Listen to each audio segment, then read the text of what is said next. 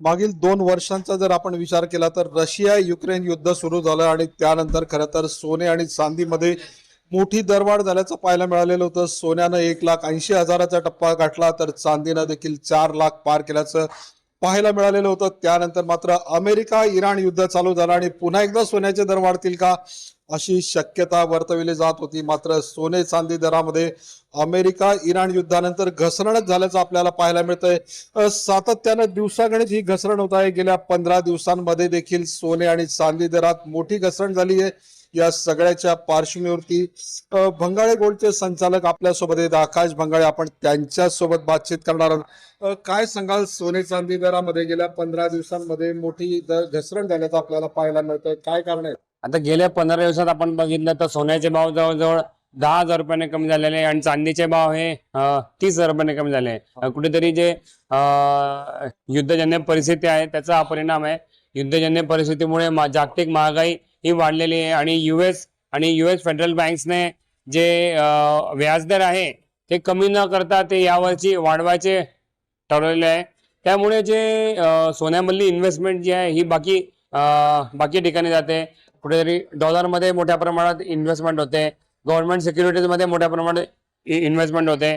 कुठेतरी ही जी पूर्ण इन्व्हेस्टमेंट आहे ही सोन्यामधून दुसऱ्या चॅनलमध्ये जाते. त्यामुळे सोन्याचे भाव आज गेल्या 15 दिवसात 8,000 रुपयाने कमी झालेले आहे आणि चांदीचे भाव 30,000 रुपयाने कमी झालेले आहे. सोबतच ETF जे आहे जगभरात ETF गोल्ड ETF ची मोठ्या प्रमाणात विक्री झाली आहे. जवळजवळ 73 टन सोनं हे ETF मध्ये विकलं गेलं आहे मागील 1 महिन्यात. गेल्या 15 दिवसापूर्वी सोन्यात काय भाव होते, आज काय दर आहेत? गेल्या 15 दिवसापूर्वी सोन्याचे भाव जवळजवळ 1,50,000च्या वरती होते. आज 1,41,800 पर्यंत सोन्याचा भाव आहे. चांदीचे भाव हे 2,60,000च्या वरती होते. आज 2,27,000 भाव आहे.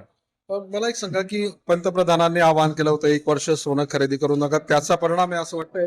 आता पंतप्रधान साहेबांनी जेव्हा आवाहन केलं होतं त्याच्यानंतर इंडियाची कस्टम ड्युटी वाढली होती. कुठेतरी 9% कस्टम ड्युटी वाढवली गेलेली होती. ते सर्व जे स्टेप्स त्यांनी घेतले होते डॉलरवरला कंट्रोल करण्यासाठी घेतले होते. पण पब्लिकच्या नजरेने आपण पाहिलं तर सोन्यामध्ये गुंतवणूक ही इंडियामध्ये हे होतेच आहे. थोडा फरक पडलेला आहे. सेल्स थोडे कमी झालेले आहे तेव्हापासून. पण नॉर्मली ज्यांना जेवढं लागतंय तेवढं ते सोनं घेताच आहे. मला एक सांगा, हे जे काही दर घसरण होते ही ग्राहकांसाठी संधी आहे का, जे गुंतवणूकदार आहेत त्यांच्यासाठी खरं भीतीचा संकेत आहे? आता सोन्याच्या भाव आपण बघितले, सध्या सोन्यावरती मोठा एक प्रेशर आहे. महागाईचा प्रेशर, डॉलर इंडेक्सचा प्रेशर, वाढती महागाईमुळे जे व्याजदर आहे हे उलट हे वाढायची शक्यता आहे. मागील काही वर्षापासून व्याजदर हे सातत्याने कमी होत होते, म्हणून सोन्याचे भाव प्रत्येक वेळेस वाढत होते. पण यावर्षी सप्टेंबरमध्ये जी मीटिंग होणार आहे त्यात व्याजदर वाढायची शक्यता आहे. त्यामुळे त्याचा परिणाम सोन्यावरती तेव्हा अजून पडू शकतो. पण ही जो सोन्याचा भाव या वर्षाच्या सुरुवातीला 1,80,000 पर्यंत जाऊन आलेला होता. कुठेतरी 1,50,000च्या खालती आहे. सोनं घ्यायला चांगली संधी आहे लोकांना. काही लोक त्या संधीचं सोनं करताय आणि काही लोक वेट अँड वॉचच्या भूमिकेत आहे. ग्राहकांच्यासाठी पुढील काळ कसा असणार आहे? सोन्यात दरवाढ होईल असं वाटतंय का अजून दर घसरतील असं वाटतंय? आता या वर्षी तर सोनं मोठ्या प्रेशरमध्ये, या वर्षाचा आपण सांगता नाही येत.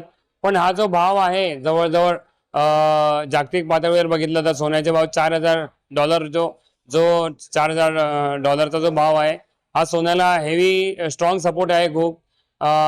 पण वाढता डॉलर इंडेक्स आणि वाढती महागाईमुळे ते व्याजदर जे वाढणार आहे त्याचा परिणाम हा सोन्यावरती पडू शकतो. पण आता युद्ध पण थांबलेलं आहे, तर जी कस्टम ड्युटी जी वाढवली होती ती परत जर कमी केली तर ऑफकोर्स त्याचाही परिणाम सोन्यावरती पडेल. तरी या वर्षाचा आपण विचार केला, या वर्षी सध्या सोनं एका प्रेशरमध्ये आहे. पण या वर्षाखेर सोन्याचे दर वाढलेले असतील असं वाटतं? या वर्षाच्या अखेरला सोन्याचे दर याच रेंजमध्ये राहायची शक्यता आहे. कारण की 1,50,000 ते 1,60,000च्या रेंजमध्ये राहायची शक्यता आहे.